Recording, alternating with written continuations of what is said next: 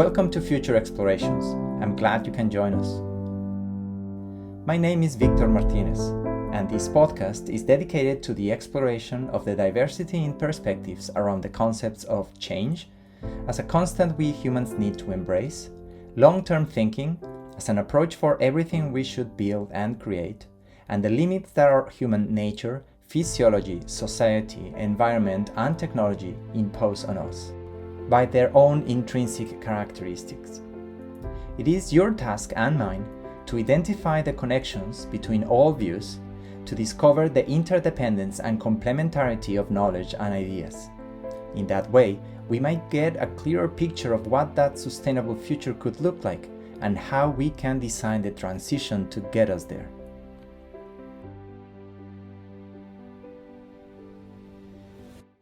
In this occasion, I have the pleasure to talk to Dr. Anitra Nelson. Dr. Anitra Nelson is an activist and scholar affiliated with the Melbourne Sustainable Society Institute at the University of Melbourne in Australia. She holds a PhD from the School of Humanities at La Trobe University in Australia. Her recent publications include Beyond Money, a Post-Capitalist Strategy, published this year, Food for Degrowth, Perspectives and Practices, co-edited with Fernie Edwards in 2021, Exploring Degrowth, a Critical Guide, co-author with Vincent Legee in 2020, and Small is Necessary, Shared Living on a Shared Planet in 2018. Dr. Nelson is associated with the International Eco-Communities in an Urban Future project led by Professor Jenny Pickerill at the University of Sheffield in the UK. And she is active in the Planning Working Group of Co-housing Australia.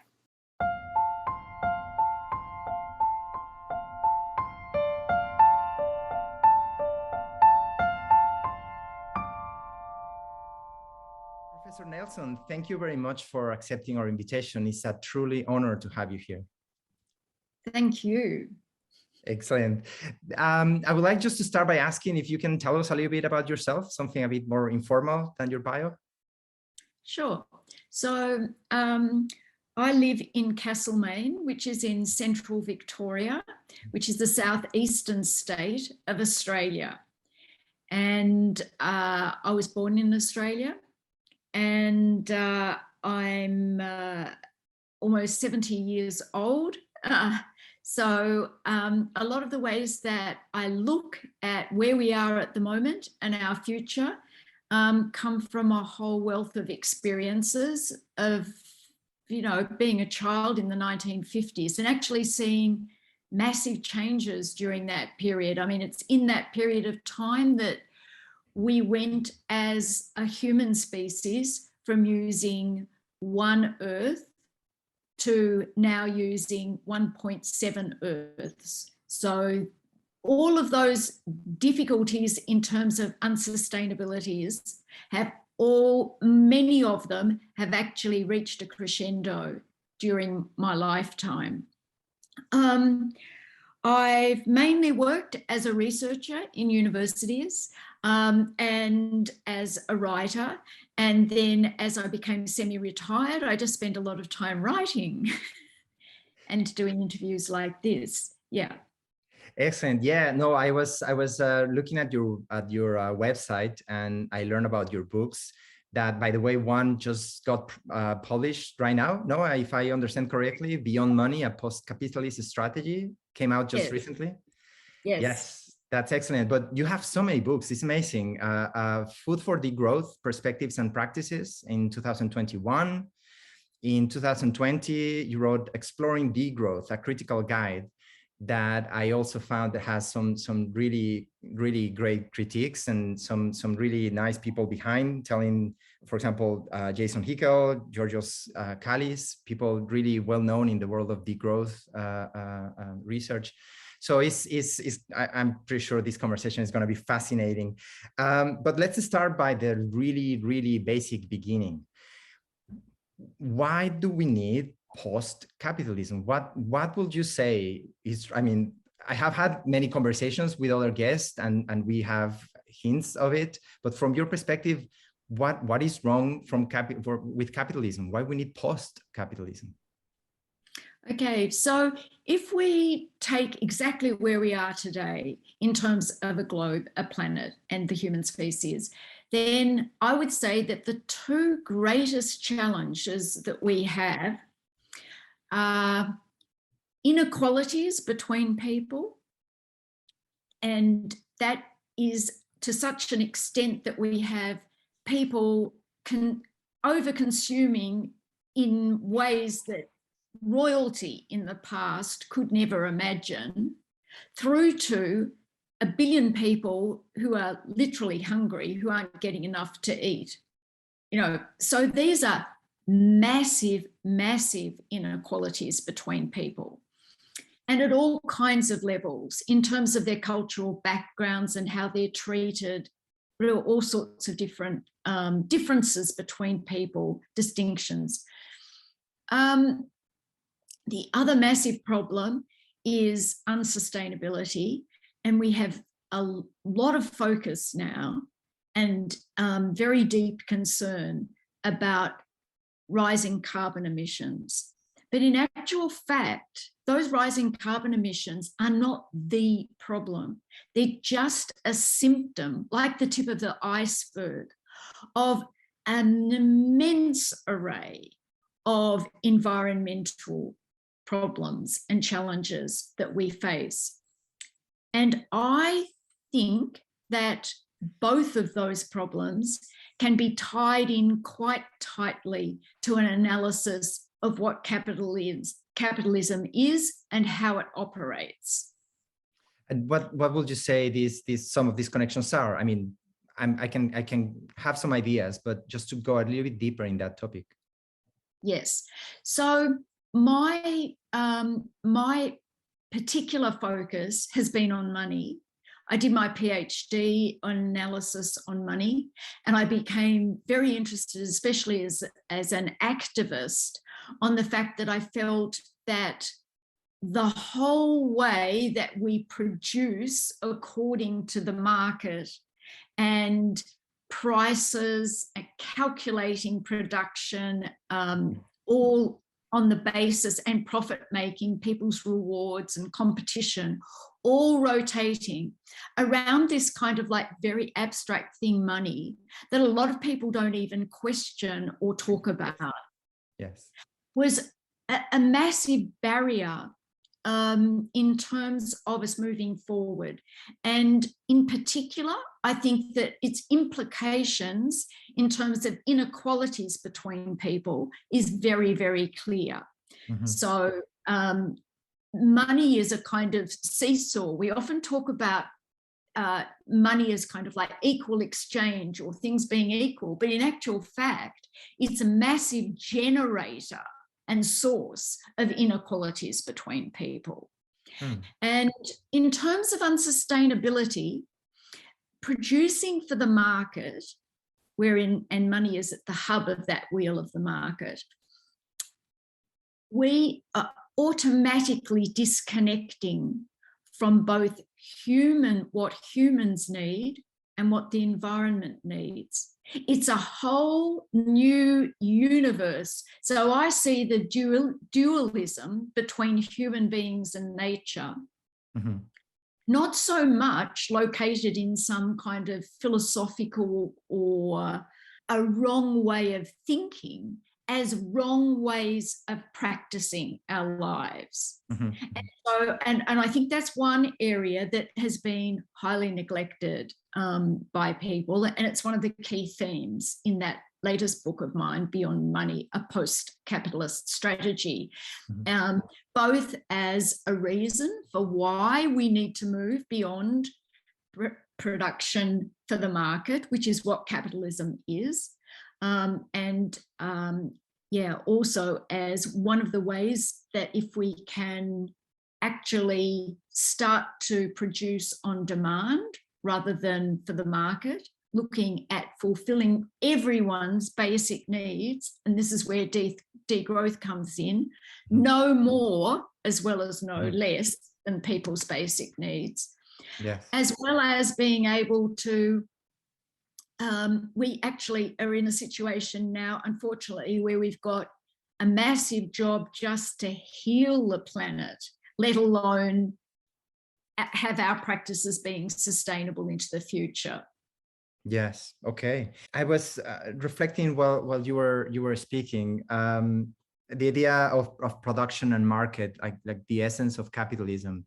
But if we again can dig a little bit deeper in there, because the idea of production goes into, you know, someone having the mediums, like the capital, to be invested in the transformation of resources through labor in order to create more wealth. If that's more or less the way that capitalism works, the idea of production is central to, no, let me rephrase that.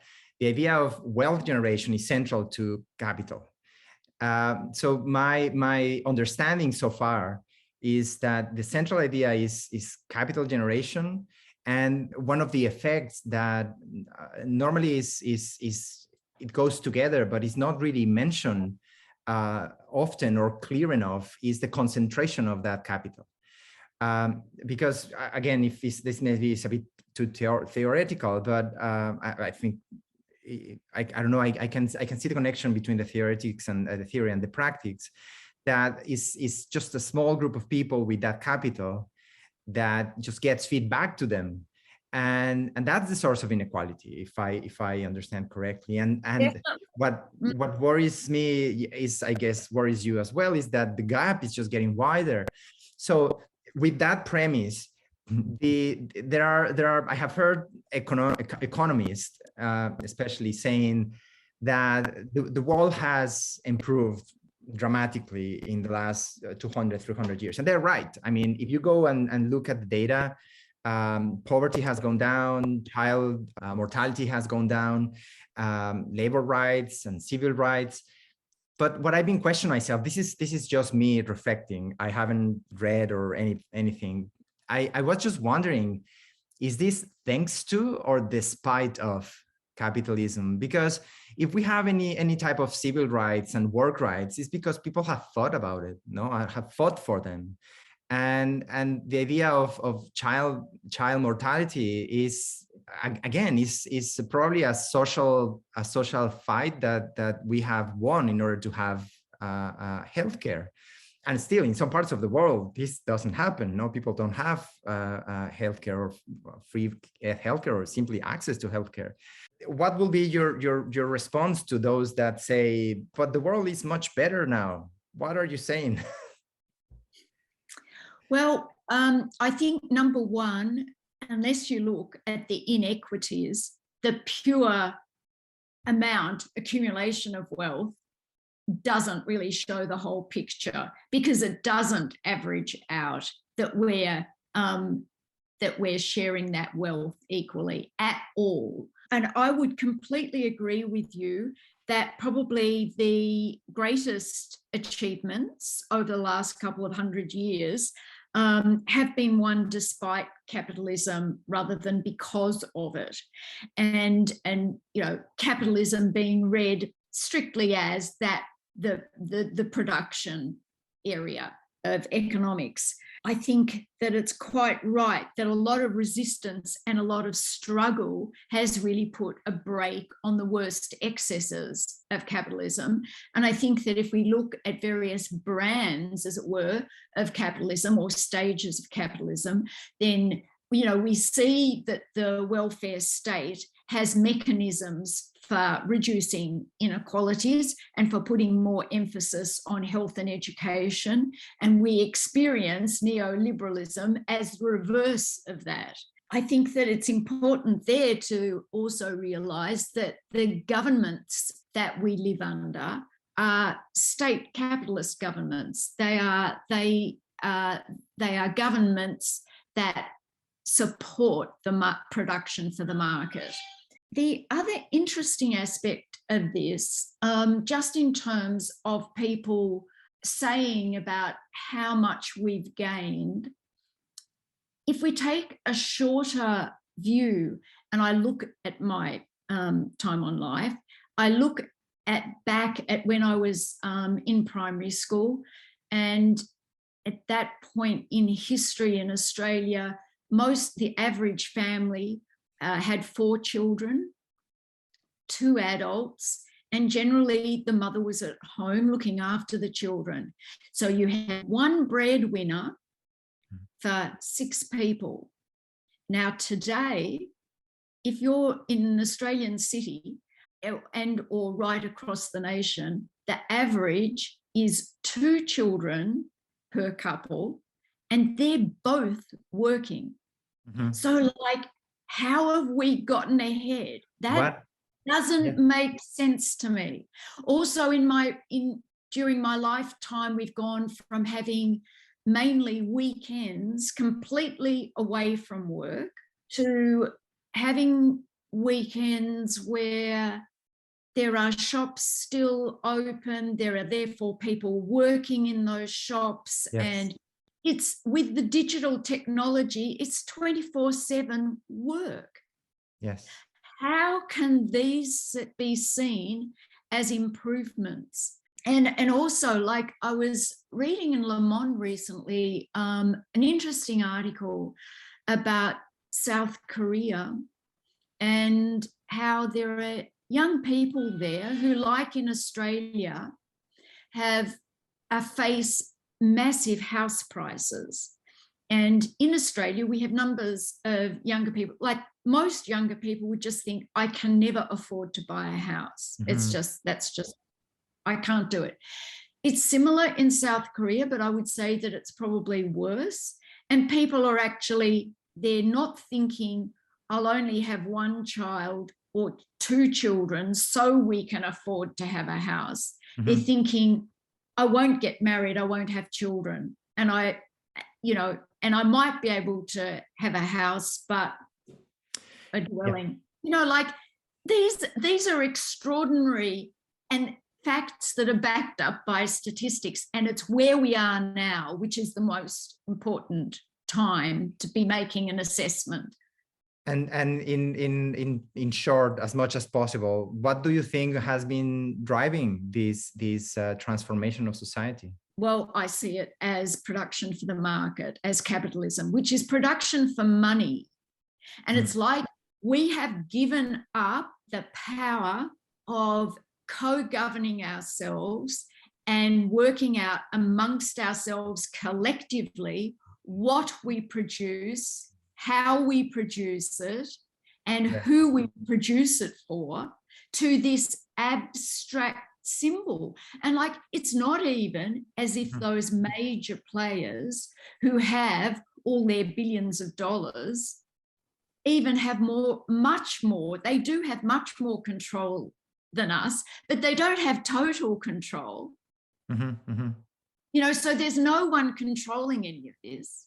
It is impossible to avoid getting into a political aspect, because I think at the end, the decisions that have to be made are political, in terms of deciding who gets to do what or not to do, and how to distribute wealth or not.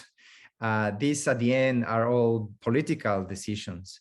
So the connection between economics and politics is something I've been listening to other economists, and I like particularly the approach from a historical point of view, where you can see the difference between an economic system, a governing body.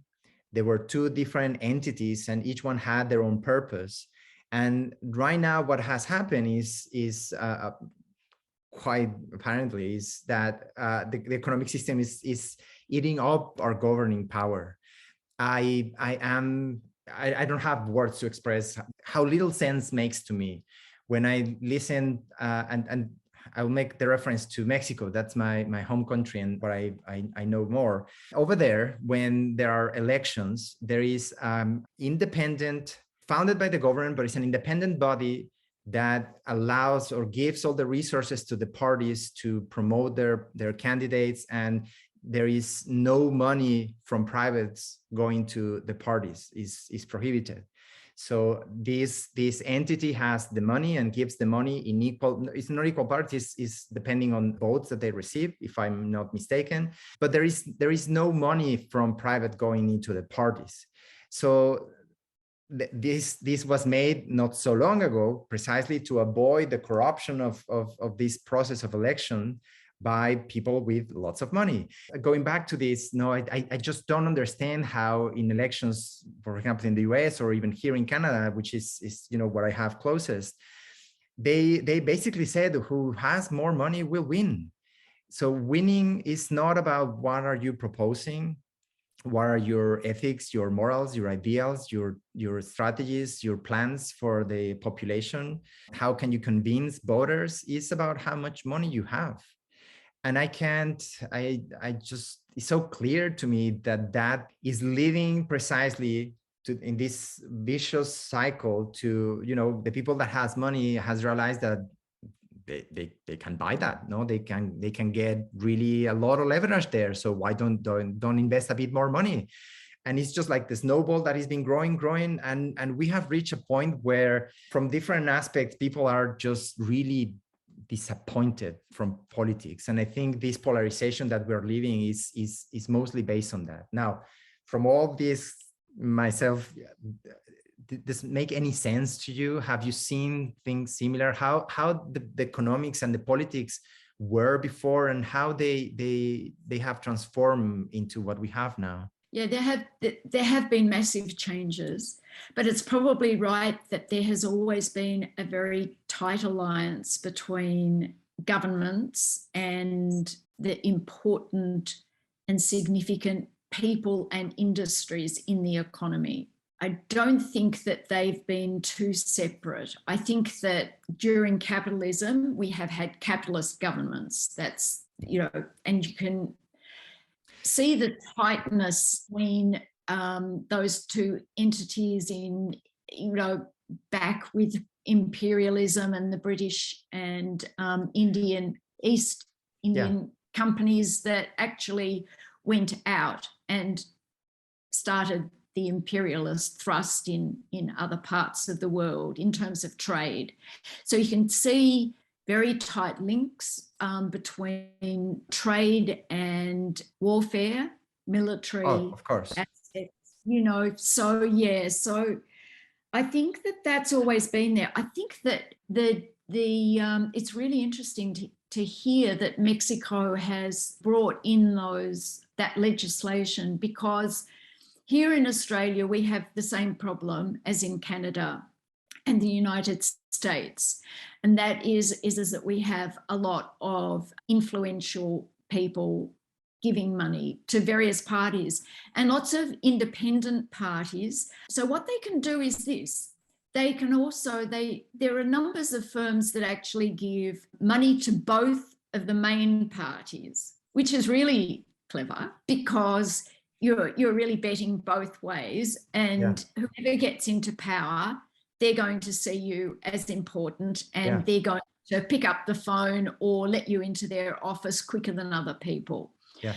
And then there are other people who give money to a few different parties, and they do it in such a way that they know that they've given some to a main party, and then they've given it to some other parties whose votes they know will actually go on to the first party, because through the voting system, people's votes, people vote one for one person, second, and the preferences mean that then they're redistributed. So that is one form of power.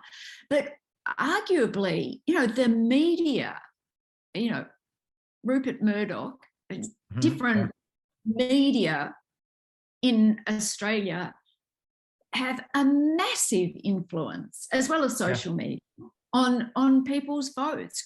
Number one, what they're told, what they don't get to hear, and all of the kind of slant and slur on all of that. And it's massively complicated. There's a lot of apathy. There's a lot of people who feel that politicians are always just going to vote not in the interests of the people, but rather in all of that. So yeah, our so-called democracy is just like a farce, basically. Yes. You get to vote once every 3 or 4 years, and at various levels, so that's a bit more, but at different levels or whatever. But the candidates that you get are like commodities in a shop. They're just different sorts of bread that you mightn't necessarily like or whatever. And so you just feel like, well, I haven't really had any impact on this society. I find, again, these things that I've been discovering in the last few years. No, just the figure of a lobbyist sounds so corrupt and so wrong. I don't, honestly, with all my honesty, I don't understand how that is allowed. But anyway, moving on, the idea of democracy as well, I mean, it's evidently connected and necessary to discuss. The theory of democracy, demos, the idea of the people. We have been really bad at implementing that theory. As you mentioned, if we get to vote once every 4 years or every 2 years, and that's it, that's all we do as part of our involvement in the political life of our communities. I think that there is a need for a review on how our democracy system works to make it actually democratic, because right now I don't know, I mean, I'm just reflecting while I'm speaking, but it sounds more like a market. Like, I have something, I bought it from you. In a couple of years, you will get it again, and I will go back and buy it again from you. And then I buy it from you, and then I can sell it to somebody else. It's a moving around of interest and money. And what troubles me more is that we have really big pressuring issues that we are just not able or capable to meet. But going back to post-capitalism, I'm sorry, we've diverged quite a bit. So if we agree that we need to move beyond capitalism, how that capitalism or post-capitalism should look like. And I guess we can maybe touch the degrowth. That's the whole idea with degrowth. It's a post-capitalism way of thinking. Could you? Yeah, like I would say that there's a minority of people who believe that degrowth could be achieved within capitalism. And they mainly refer to themselves as postgrowth. Okay. Then you'll often find people talking about post-capitalism, but they're actually still talking about a market. It's just that the market is much smaller. Mm-hmm. Or the market has certain regulating mechanisms on it, or people aren't allowed to charge interest, or people cannot make profits or whatever. And I've spent a lot of time reading and looking through those kind of models, and I've really reached the conclusion that the only way we can get beyond capitalism is that we actually have to go beyond money as well. In other words, producing for the market. Within degrowth area, there are definitely other people like me, but we're a minority, a majority kind of area. There are definitely people who see the importance of non-monetary mechanisms of sharing about certain services and commodities or goods being created by government or by collective people collectively, and sharing those. So there's definitely a recognition that non-monetary spheres must be a lot larger than they are. And I mean, again, if I look during my lifetime, there are whole industries that have been created during my lifetime. So even if one looks at things like sport, the majority of sports people when I was younger were amateurs, and sport was done as leisure. And now there's a whole industry around it, and there's a whole kind of like quasi-health industry around sport as well. And kind of status. Yeah. So if one looks at, like each of these areas, the market has just, even in my lifetime, grown massively in terms of its spheres of influence. So the market in that sense is just a way of behaving.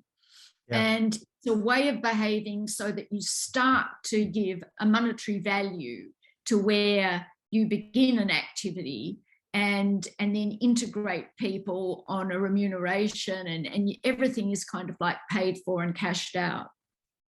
Yeah, I find that idea of markets quite interesting, because I have heard other people also talk this idea that the markets have grown into almost every single aspect of life. The classic example is social media, where what people say, when the service is free, you are the product.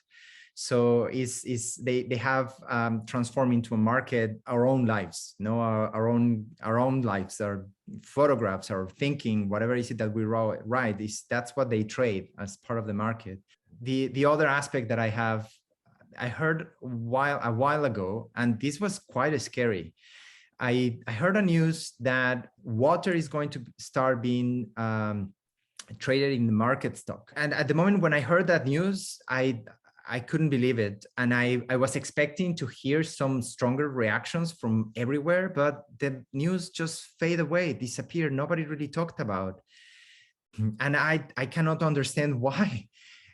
Transforming, the most precious resource for life into a commodity that is traded in the market is, I'm sorry for my word, but it's probably the most stupid idea ever. And, following a little bit that trend is something that you mentioned already in South Korea about the housing market. In Canada is the same, especially Vancouver and Toronto. The prices are rising 20% a year, sometimes even more. And just people are slowly being pushed out. Younger generations have no even the closest intention on buying a house. It's impossible, completely impossible. But there is also, again, this is one of these cultural barriers, cultural things that I just found, that it's important to understand that the world is very diverse and not everybody does things in the same way. I found this also in the UK and here in Canada. I don't know in the US if they work like that. If you want to sell your house, you put it out there in the market, you get proposals, you get blind bids. So people will give you a proposal. I'm going to give you this amount without knowing what the others will do, which evidently pushes the prices up. In other places of the world that I have lived, if you want to sell your house, you put the price, and if somebody wants to buy it, they pay the price, and then that's it. You sell your house. If you want to sell it higher, well, you are the one risking betting if you can sell it or not. And if not, then you just have to lower the price. That makes sense, no? In terms of demand and offer, it seems logical. But the idea of this particularity of allowing people to bid blindly for houses is just, I don't understand why. So evolving this idea, I thought, well, why are we putting in the market an essential service as housing? Is not supposed to be something like so basic that we shouldn't be allowing this speculation on something so essential. I don't know if I'm sounding a bit reactionary. I'm probably sure some friends will start calling me communist or who knows what. But the idea of not allowing speculation in things that are essential for life, like basic food, water, and housing, at least those three. Any thoughts on that? Yeah, no, I mean, look, I completely agree with you, and it reminds me of actually a Mexican cartoonist who's done a cartoon which I sometimes show as a slide for students. And there's a peasant holding a banner which says, "We want food." And there's a rich person walking along saying, "Comunista." Communist. But and the interesting aspect too is that my parents' generation, who were young people during the war, the Second World War were part of a period of history in which the areas known now as the sort of global north, or let's say explicitly sort of UK, Australia, Canada, United States, all tended to have welfare-based governments. It was similar in European countries. There'd been massive destruction of assets and resources in Europe, and there was no way to actually reconstitute those societies without governments taking control and working with industry. And at the same time, they were extending benefits to communities in the way of education and health. When I was younger, the kinds of political parties, even in Australia, what is now what is called a Liberal Party in Australia, okay, which is really a conservative party, we had governments for decades and decades run by them, but they were welfare state parties. They were more redistributive in terms of taxation policies, and they supported more education and health and a variety of basic needs industries like that. So Robert Menzies, who was a long-standing Liberal Prime Minister in Australia, used to talk about us being a home-owning democracy. And it was actually seen as part of a necessary material basis for democracy, for every family to be able to reasonably aspire to buy a house to live in. So it's very much the reverse today, where people are kept out of the market buying a house. But I mean, this is where I think that us moving on to more of a commons sort of approach to the way that we live and work, why, I mean, in Australia, let's make it concrete, there are a lot of people with second houses that, secondary houses in the sense that they just use them for holidays or whatever. Or maybe there's a couple and one of them works, closer to one area than another and whatever. So, I mean, in Australia, the worst thing is we have the biggest houses in the world. And so this is massive in terms of unsustainability. Because they've got so much embodied energy and materials, and they take up a lot of materials and energy and human effort to maintain, to operate, to keep going. Okay. Yeah. So the point is, a lot of it also has to do with there not being sufficient redistribution within the stock, the housing stock we already have. We don't use it efficiently. And this is one of the things that really annoys me about, there's a capitalist kind of continual argument, the market is more efficient. Well, if you're looking at meeting people's basic needs or ecological sustainability, which are the main problems, it's not efficient at all. Yeah, there are so many myths, and I understand that in some aspect the idea of allowing competition brings up some benefits in terms of innovation and price, lowering the price. But sometimes we also miss the other, there are also downsides, no?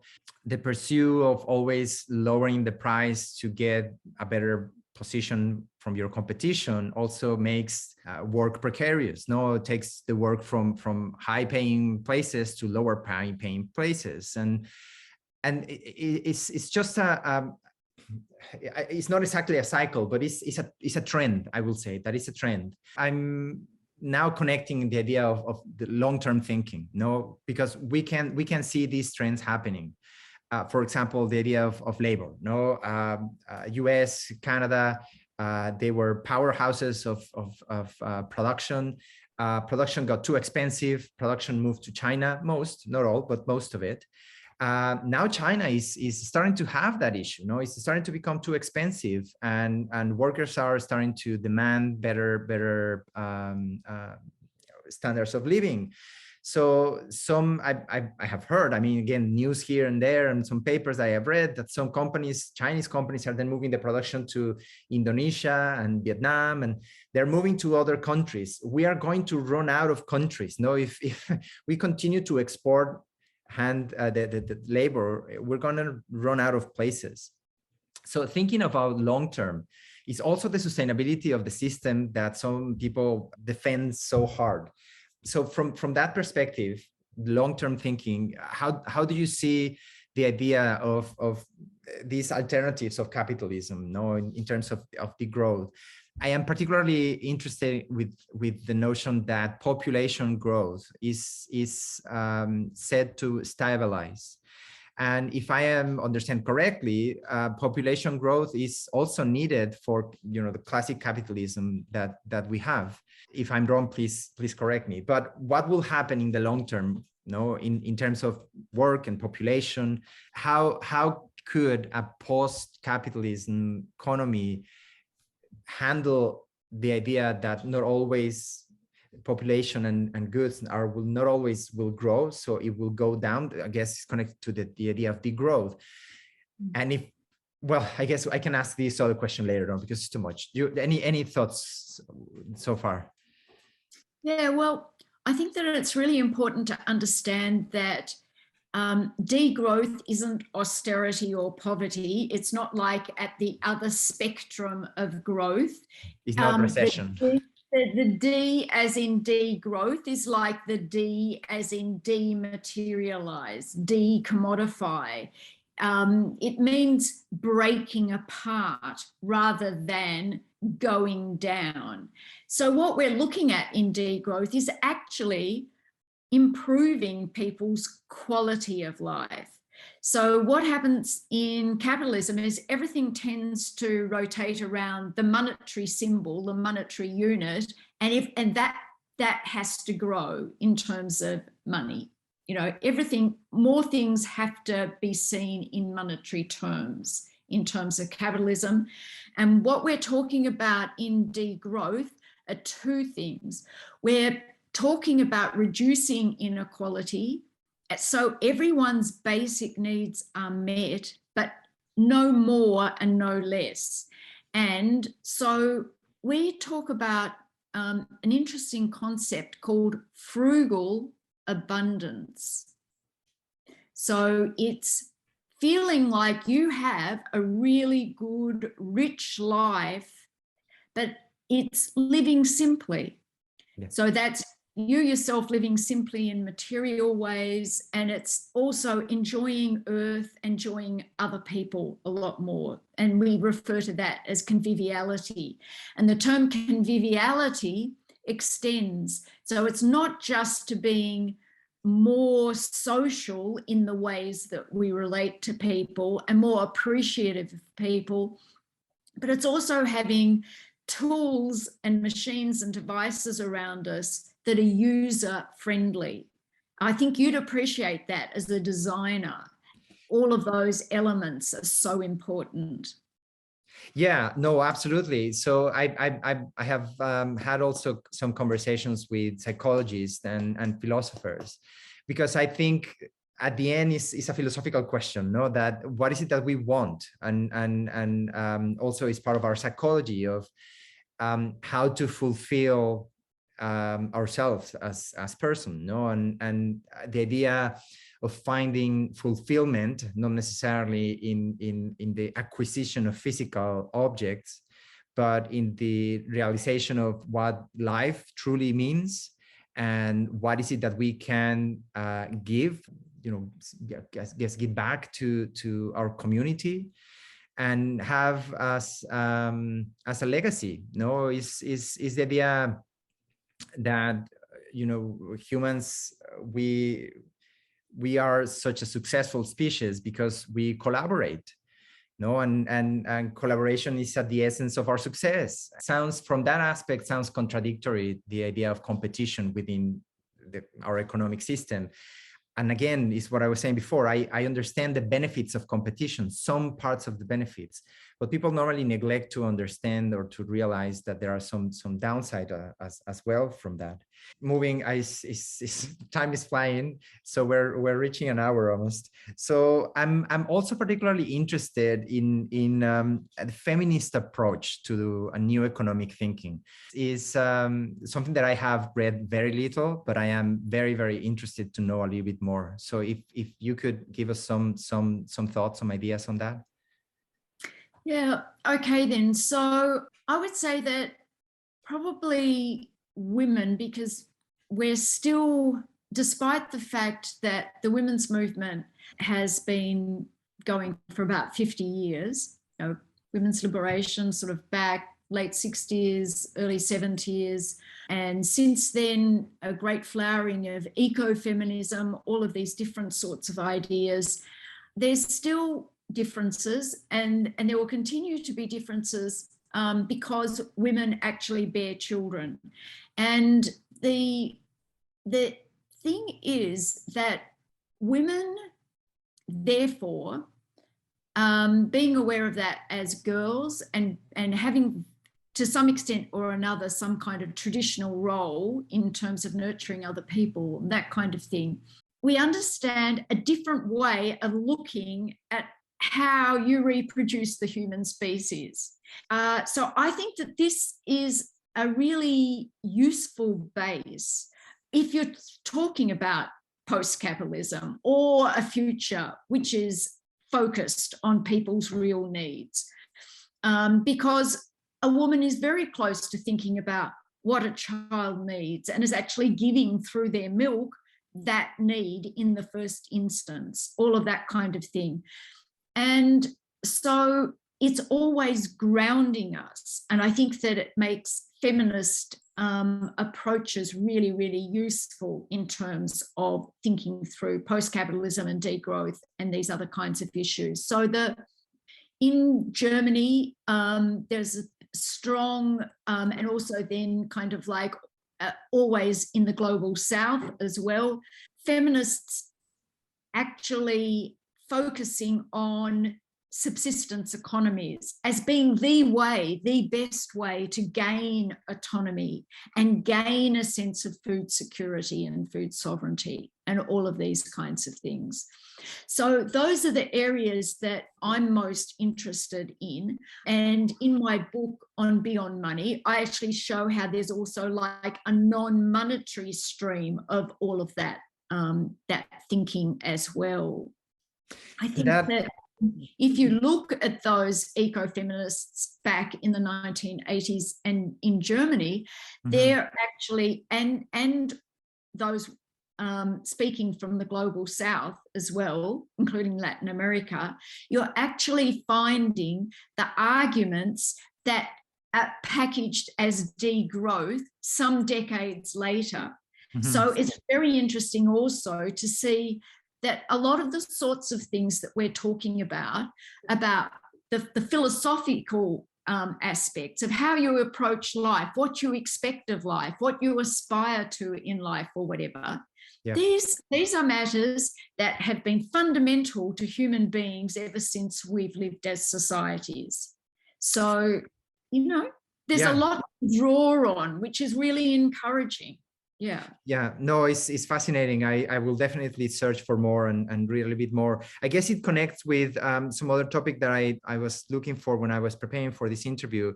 What you were saying about localization of economies. So economies to become more local and also more autonomous in terms of governance. Yes. Sorry. Could you elaborate a little bit more? Because that I have found other peoples, from anthropologists in South America and even economists in Europe, that are calling precisely to do that. Yes, that's exactly right. I'm just part of a whole number of different movements and individual authors and people who are arguing in this direction. So, okay. So the benefits of localization and economic localization are this.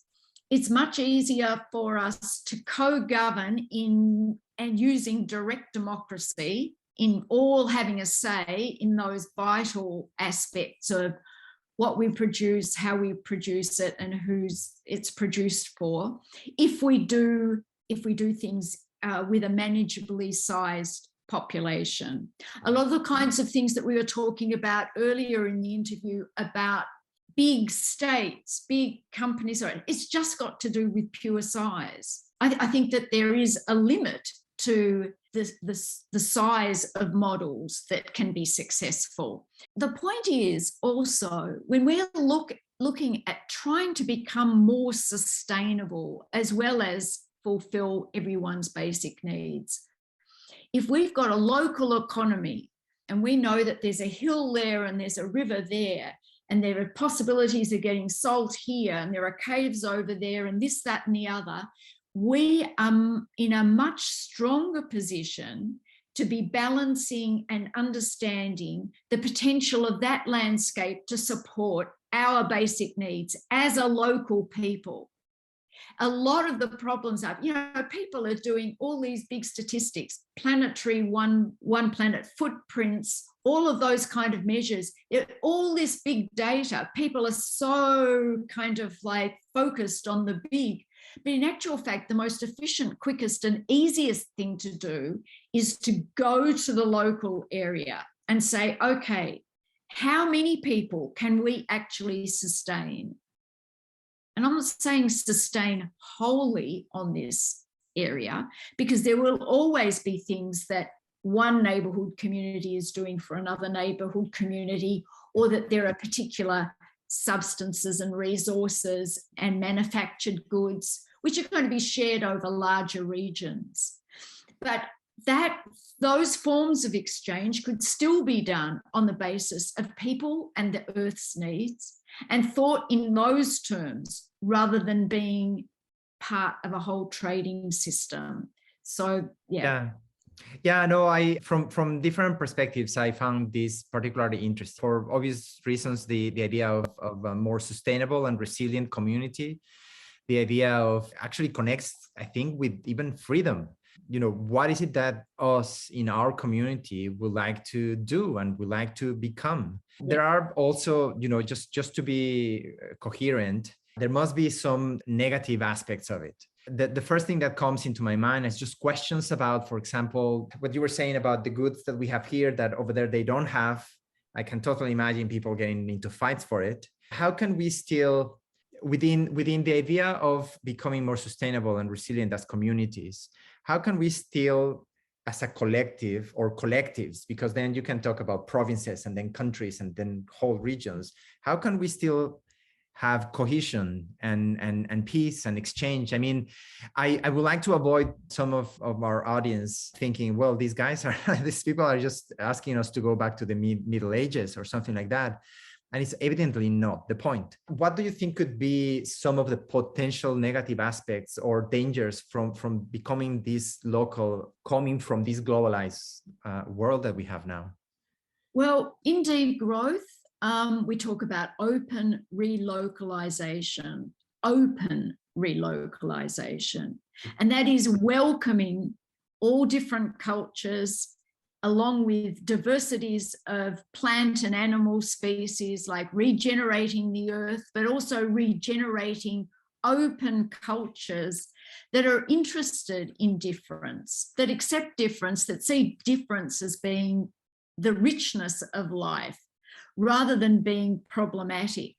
And I think that when people are scared of the sorts of things that you're talking about, which is people living in smaller communities or whatever, I think that they ignore all of the standardization in current urban cultures in particular, the standardization in market cultures, and the extent to which there's a lot of intolerance within big societies where people get lost and they feel lonely and not understood well and not part of a community at all.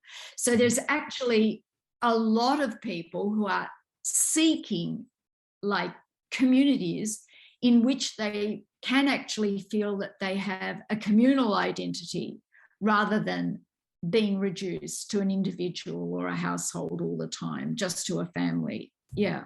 Excellent. Thank you.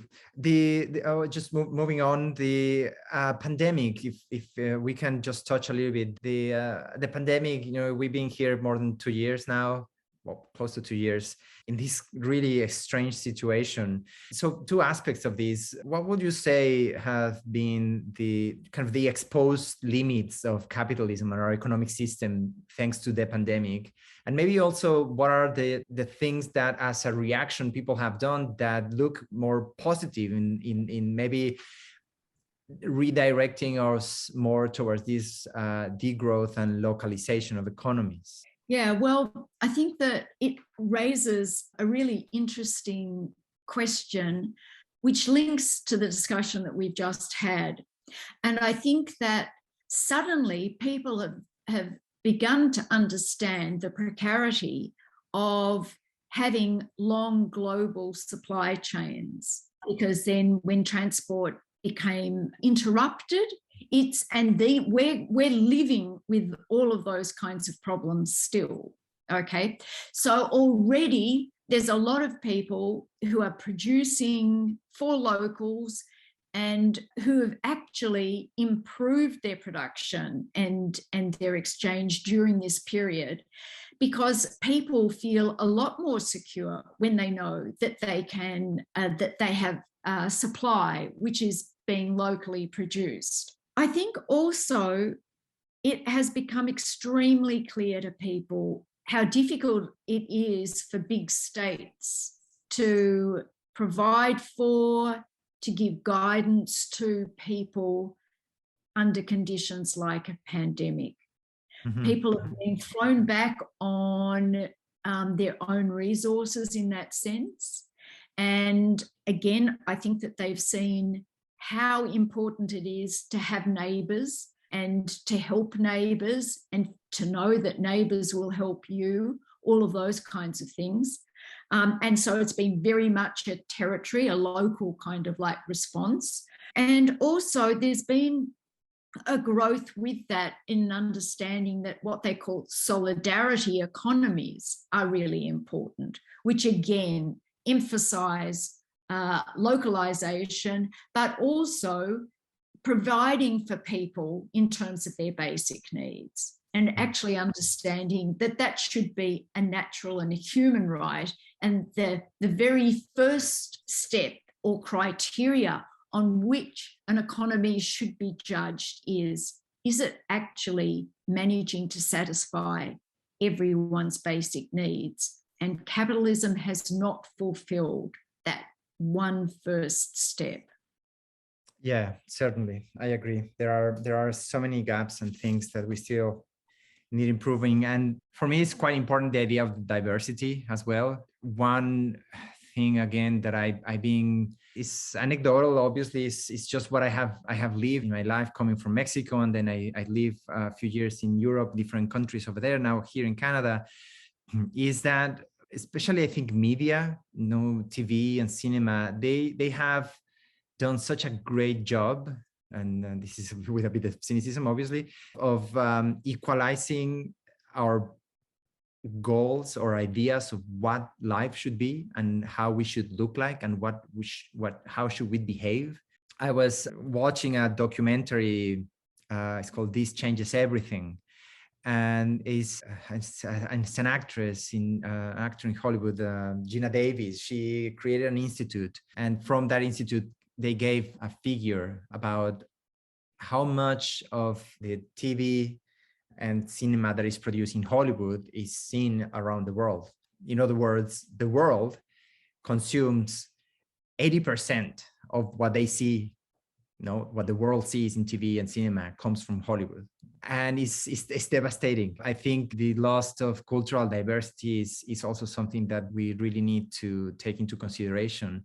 And all these conversation that we've been having about economic models and ways to understand life and deal with resources and communities and sustainability, we have been discussing our, I may say, kind of very Western approach to that. And I think it's important to say that we should realize that not everybody shares these opinions, and these views. And the idea of allowing other worlds to exist, within this world. It's absolutely fundamental. And so in that latest book that I've written, I'm arguing for what I call a community mode of production.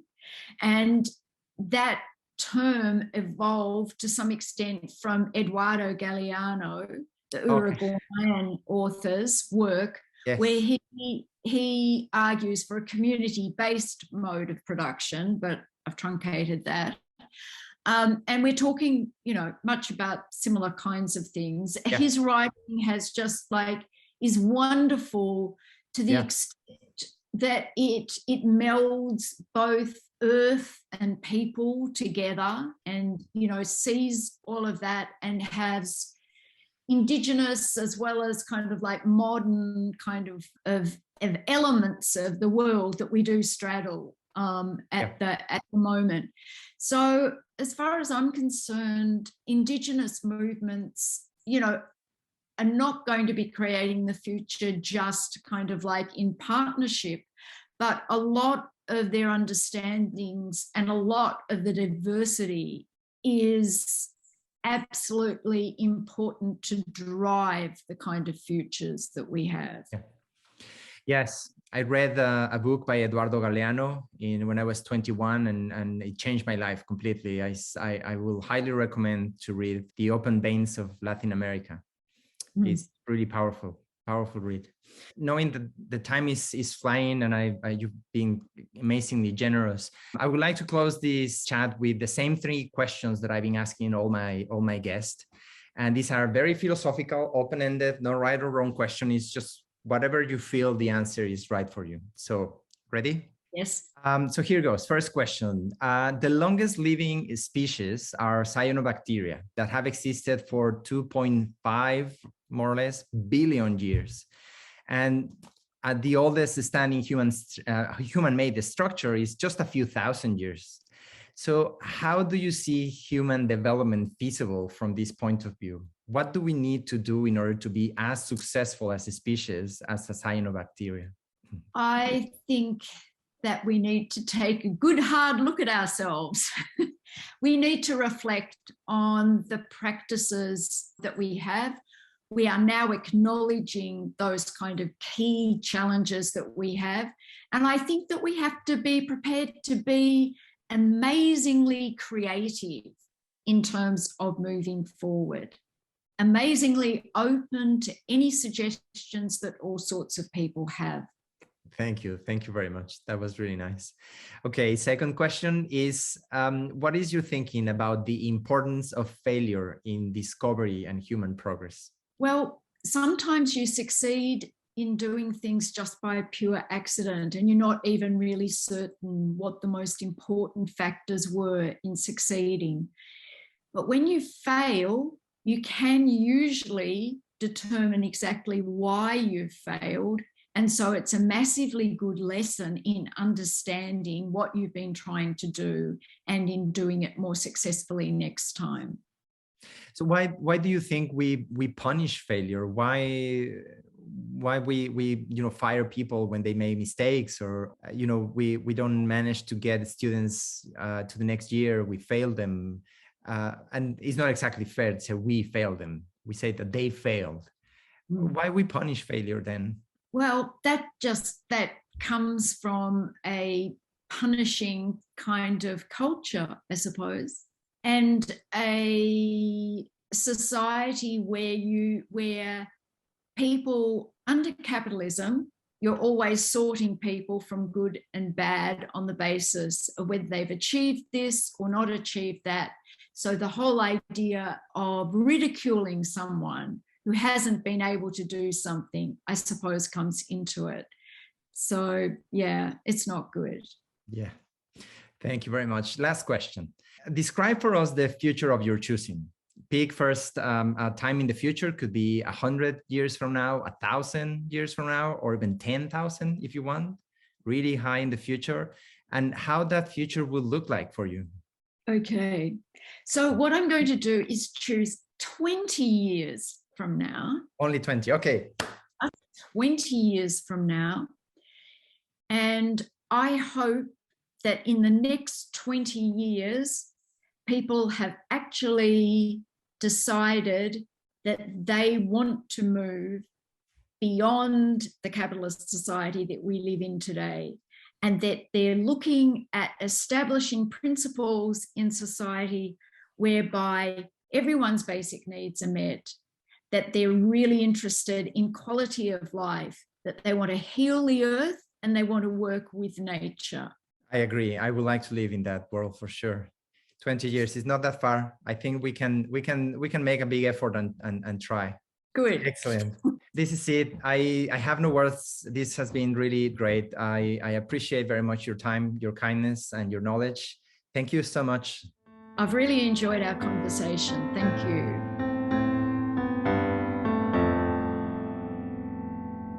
Once more, a few more minutes for a final reflection. I know that for some people it's very contentious to hear criticisms of capitalism and free markets. But if you have had the patience and open mind to hear previous interviews, I hope you have heard by now at least some arguments to make you wonder. In a broad perspective, most of our sustainability problems and also many of our social problems comes down to the way we assign value to things, value to humans, and value to nature itself, and as well how we trade them. The world has had and continue to have very diverse views about these issues. However, a trend happening in the last few decades can be discerned, and it is taking us to an even more divisive and unequal world. Now, who is responsible? It is not only about who has produced this trend, but also who has allowed it. Some by incapacity, as not all have the chance to have a say, or some by inaction, probably because of apathy, maybe we receive some sort of benefit, or maybe many other reasons. But evidently, we are all in this together, we like it or not. In order to move beyond our current paradigms, it is essential to design new ways of doing things, where everyone in the planet, old and young, north and south, can feel life is positive, each one of us is thriving, and there is a promising future to look for, things most of us don't feel right now.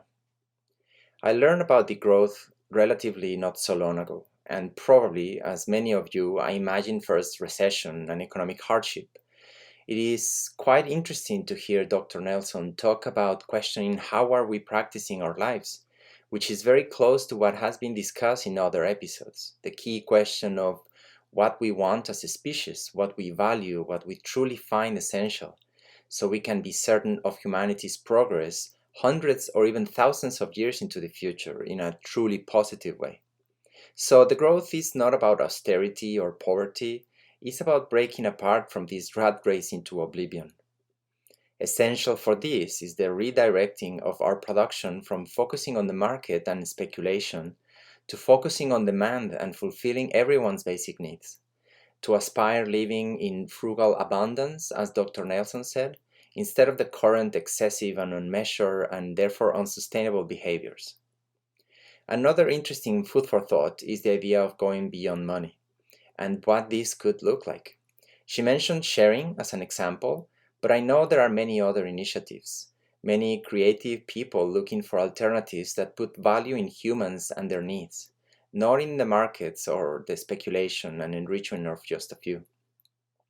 All these concepts require us moving much more forward into how we see ourselves as human beings, and again, what we truly value in terms of also striking a balance between individualism and collectiveness, as I think both extremes could be equally negative. Humanity has seen examples of that. And don't forget that individualism and collectiveness could be seen in material terms, but also immaterial. Lastly, I have read and heard enough to deeply believe that women must have a much stronger voice and wider participation in all aspects of our societies. There are many issues we need to resolve, and it is hard to believe we still have to fight to get their perspective and opinions heard. So this is the last interview of this first season, and I would like to end with a quote from a really good movie, Cloud Atlas, based in a novel by David Mitchell. It is character Sonmi 451 that reaches a profound understanding of the value and meaning of life, and she says, "Our lives are not our own. From womb to tomb, we are bound to others, past and present, and by each crime and every kindness, we birth our future." I hope you have found these conversations interesting. I will add one short final episode to this season where I will be sharing my journey into this experiment of future explorations, what experts in other fields I could not interview, questions I still have in my head, and what lies ahead. The idea of a next season with a completely different approach and themes for interviews, but always focusing on our future and exploring how to design the best possible version of it. Thank you so very much for listening.